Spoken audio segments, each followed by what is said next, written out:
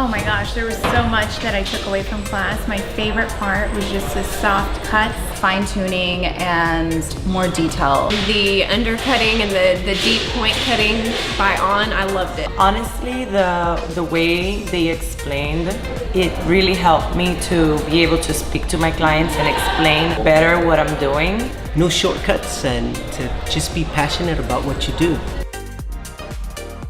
definitely the undercutting. I like the curling technique, the way. Oh, yeah. I'm Yeah, definitely that going to was incorporate awesome that. too, yeah. Probably everything that I learned.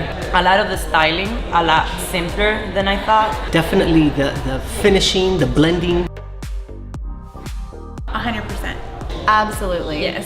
Every hairstylist I know. It drastically changed my career. To everyone. Like what you see on picture and seeing it in person, it's incredible. Absolutely. To all of my folks that I work with and anyone that's willing to improve on their craft.